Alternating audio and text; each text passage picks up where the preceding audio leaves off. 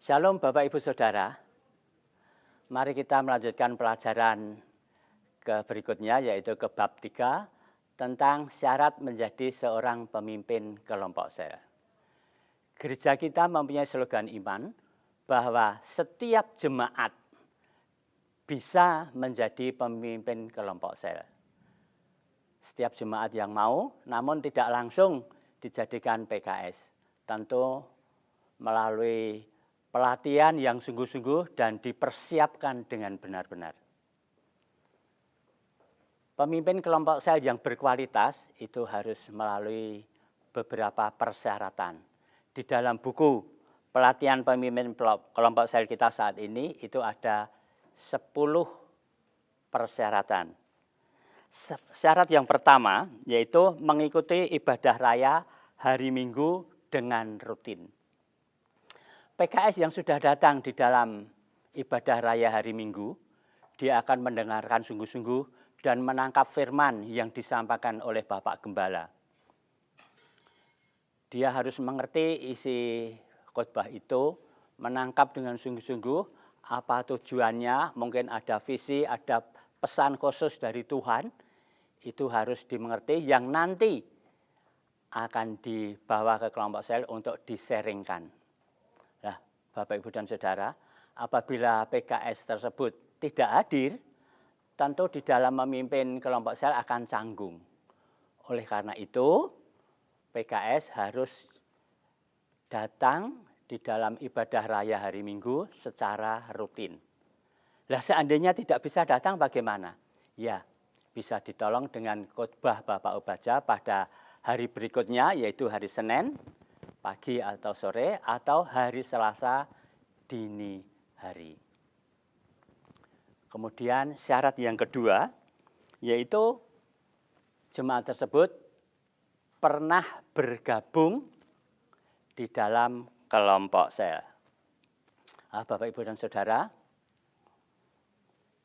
seseorang yang belum pernah bergabung di dalam kelompok sel akan sulit sekali untuk membuka apalagi memimpin kelompok sel. Oleh karena itu, seorang PKS itu harus pernah bergabung di dalam kelompok sel. Kecuali dia pernah mempunyai pengalaman, pengertian, dan lain-lain, dia mempunyai PKS di atasnya yang nantinya akan melindungi, membimbing, dan mengarahkan ajaran-ajaran atau agenda-agenda di dalam kelompok sel. Jadi dia mempunyai pelindung di dalam melakukan tugasnya. Kemudian syarat yang ketiga yaitu sudah menerima baptisan air. Baptisan air sebagai tanda bahwa orang tersebut sudah lahir baru. Firman Tuhan mengatakan barang siapa ada di dalam Kristus, ia adalah ciptaan baru. Yang lama sudah berlalu dan yang baru sudah datang. Bapak, Ibu, Saudara, di dalam kelompok sel, anggota-anggota yang baru itu ada kalanya belum bertobat, ada kalanya. Nah, kalau PKS sendiri belum lahir baru, betapa sulitnya akan memimpin pertumbuhan rohani mereka. Maka syarat untuk baptisan ini dipandang perlu. PKS sudah lahir baru sehingga dia juga akan menjadi teladan bagi anggota-anggotanya. Kemudian syarat yang keempat, sudah menjadi anggota GBI Keluarga Allah. Sebagai tanda kalau dia sudah menjadi anggota GBI Keluarga Allah, itu ditunjukkan dengan dia sudah mempunyai KTA, Kartu Tanda Anggota GBI Keluarga Allah. Seseorang yang sudah mempunyai KTA berarti dia sudah mantap di dalam gereja lokal itu. Dia sudah setuju dengan visi, misi, dan prinsip. Nah, dengan demikian nanti kelompok sel ini akan mengalami pertumbuhan yang luar biasa, yang sehati dengan kelompok-kelompok yang lain. Dan PKS sendiri sudah mantap seperti yang diprogramkan oleh gereja. Bapak, Ibu, dan Saudara, berikutnya adalah syarat yang kelima. harus mengikuti pelatihan calon PKS. Ya. Jemaat yang tidak mengikuti pelatihan calon PKS, pasti dia tidak bisa menjadi PKS yang baik.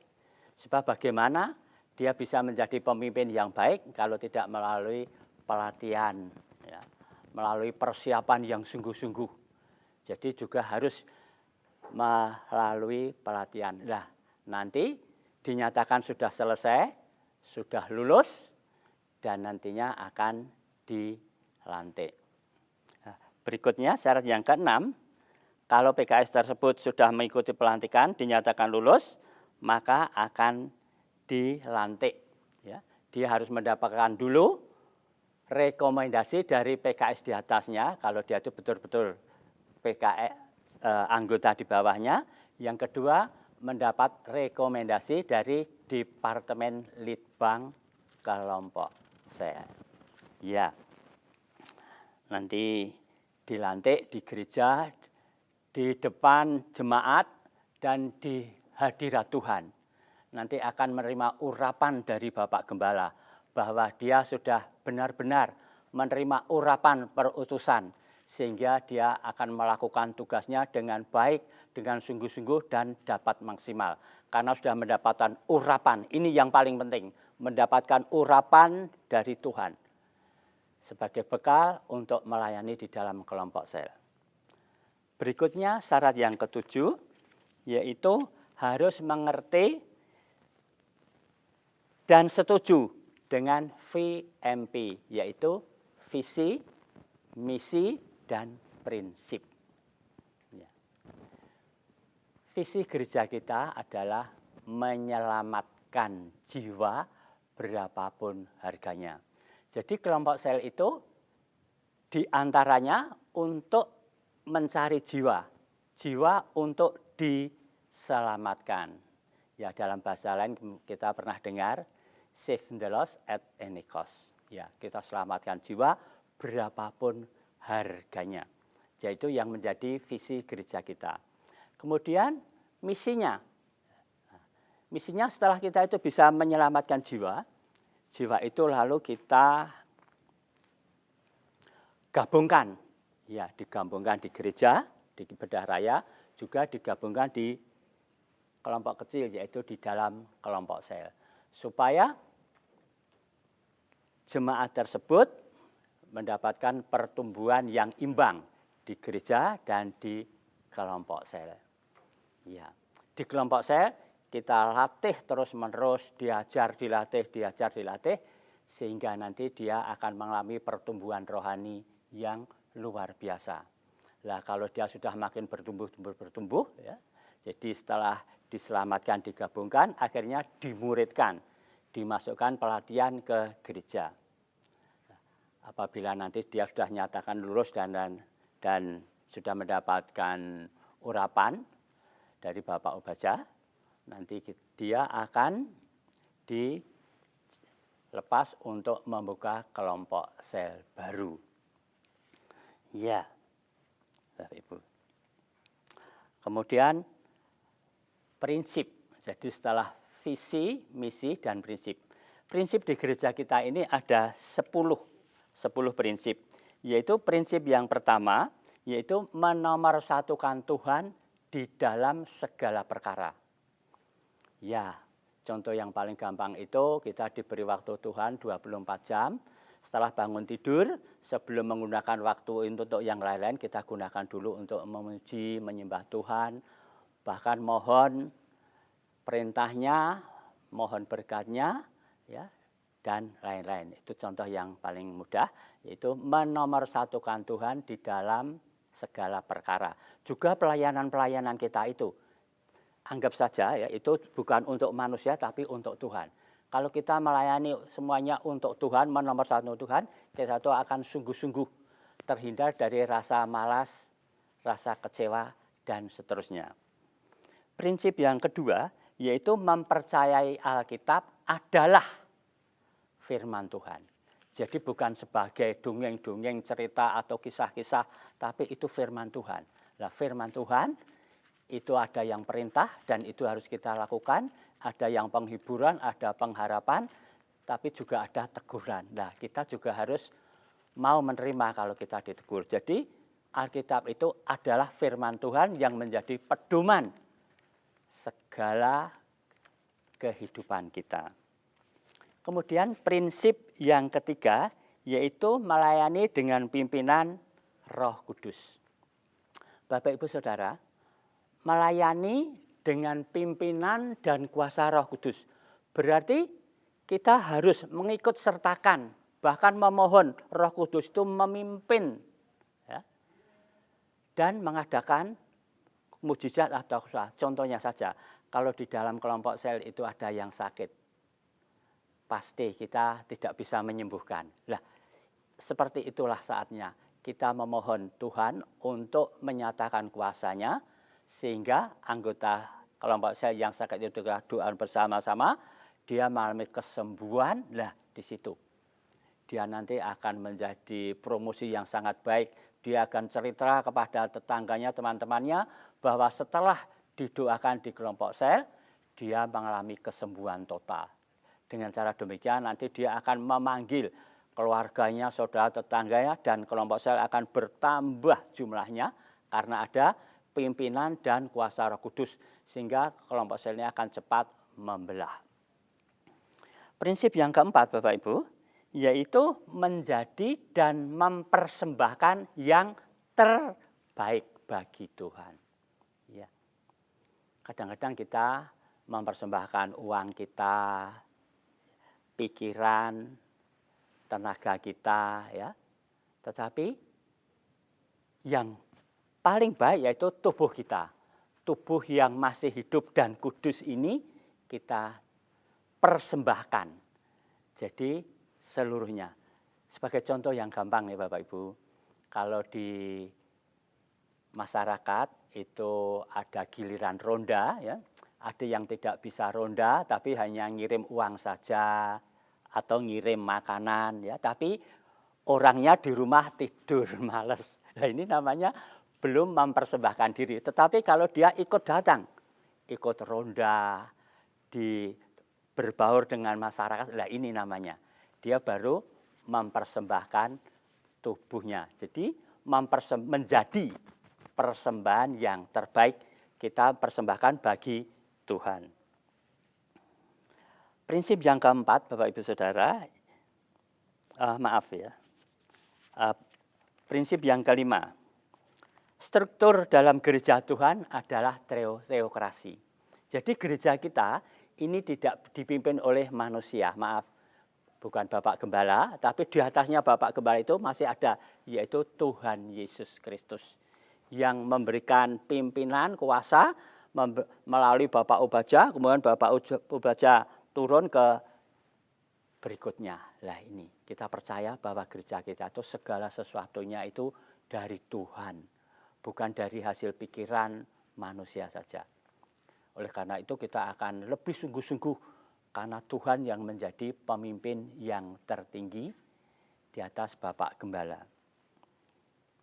Kemudian prinsip yang keenam, membangun gereja lokal yang bertumbuh tanpa batas. Contoh yang paling gampang, kalau PKS itu sudah berhasil kelompok selnya itu bertumbuh menjadi 2, itu belum selesai. Boleh sampai tanpa terbatas, sampai 4, 5, 6, bahkan sampai puluhan atau ratusan. Nah ini tugas PKS ya, dalam hal ini kelompok selnya bisa bertumbuh tanpa batas. Boleh merangkap jabatan-jabatan yang lain, tetapi jangan sampai meninggalkan atau menelantarkan kelompok sel. Prinsip yang ketujuh yang berikutnya yaitu menjaga keseimbangan. PKS banyak mengajar, melatih, ya, memotivasi anggotanya, tetapi PKS juga harus mau menerima bimbingan, arahan dari PKS di atasnya. Nah ini nanti akan menjadi imbang. Juga di dalam pelayanan di kelompok sel juga harus imbang, jangan sampai terlalu rajin sehingga menelantarkan pelayanan di rumah, di tempat kerja, di masyarakat, dan lain-lain. Jadi semua harus imbang. Dengan imbang itu rasanya menjadi enak ya. Jadi tidak ada merasa yang dirugikan. Ya. Hatinya menjadi senang karena ada keseimbangan di dalam pelayanan. Prinsip yang ke-8 Bapak Ibu, yaitu membangun hubungan kekeluargaan. Kelompok sel itu juga disebut keluarga rohani. Dan hubungan itu tidak instan, begitu kenal terus hubungannya baik, tidak. Hubungan itu harus dibina terus-menerus, ya. Tidak hanya seminggu sekali pada saat ketemu di kelompok sel, tidak. Ya kapan saja ketemu. Ya, misalnya ketemu di dalam perjalanan atau di mall atau tempat di pasar, di jalan di mana saja. Jadi membangun hubungan kekeluargaan tidak hanya dengan anggota sel saja, tapi dengan seluruh jemaat GBI Keluarga Allah di mana saja. Kita harus membangun hubungan secara kekeluargaan.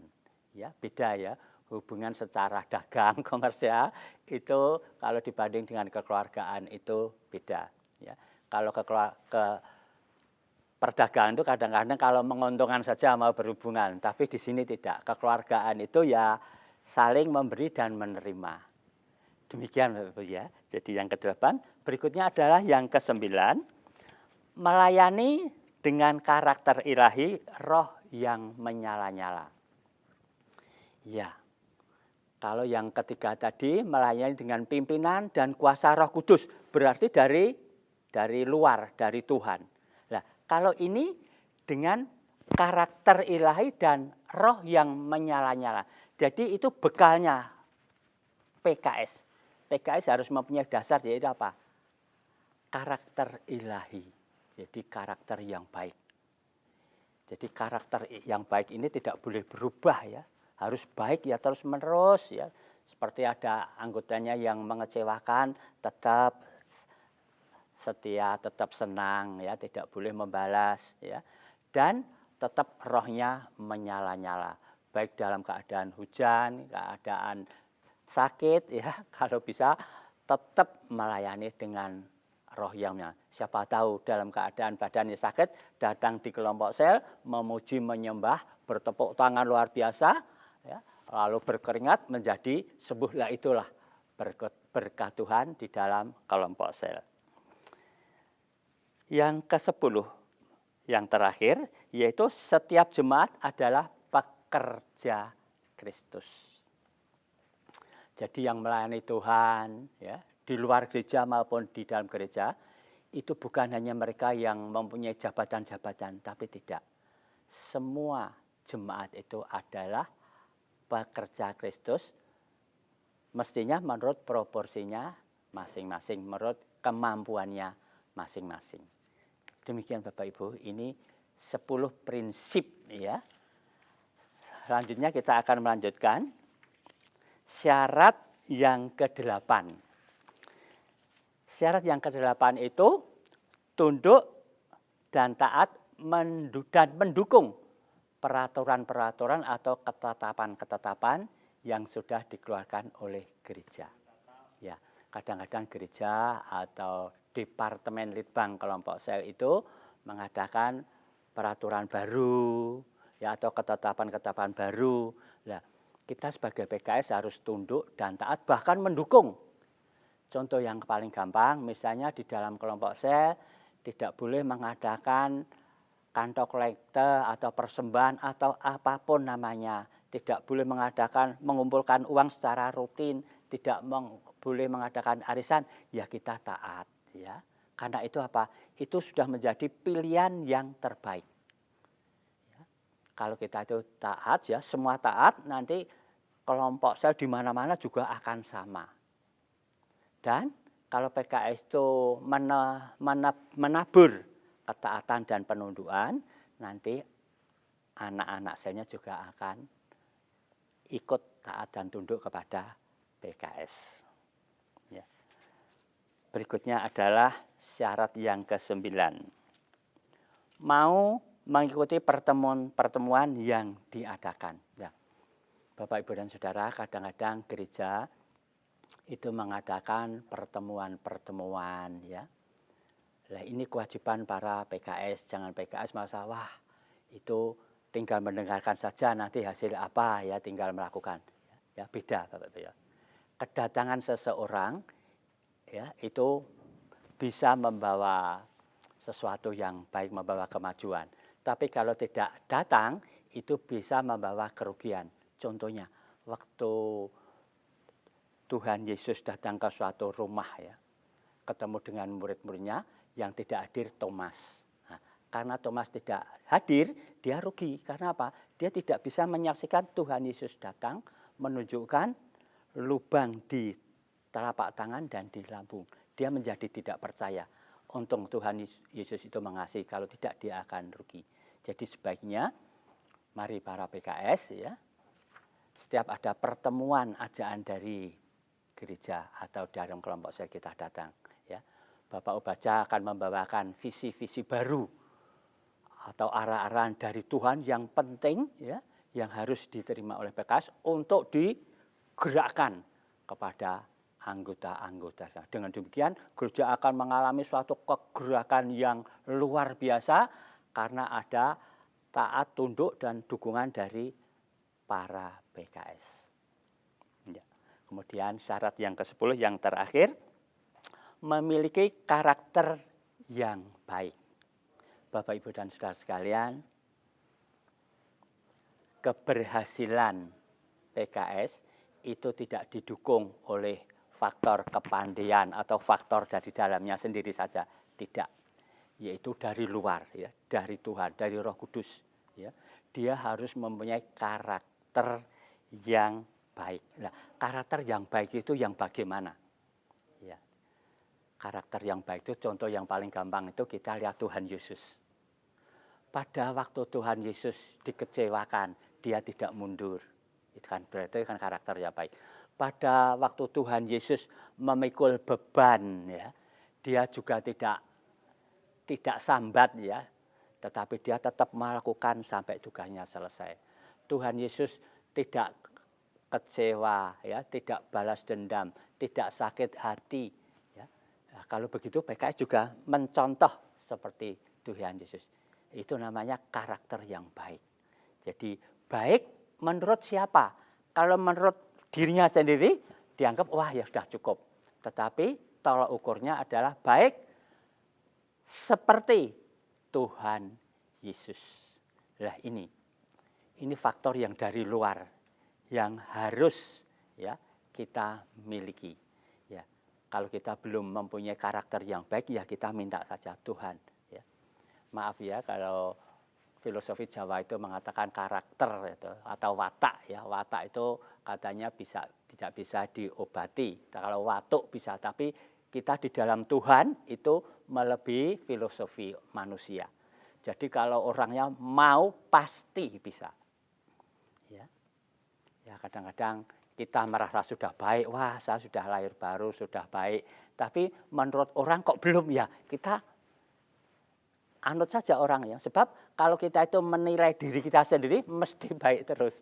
Maka sebaiknya kita dengarkan juga, ya, suara orang lain itu bagaimana. Jadi kita tidak perlu sakit hati, menyangkal atau berusaha, ya, menutupi kekurangan kita sendiri. Saya PKS yang sudah baik, mempunyai karakter yang baik. Tapi baik menurut ukuran Tuhan Yesus. Demikian Bapak Ibu. Jadi syarat untuk menjadi seorang pemimpin kelompok saya sudah selesai. Terima kasih. Tuhan Yesus memberkati.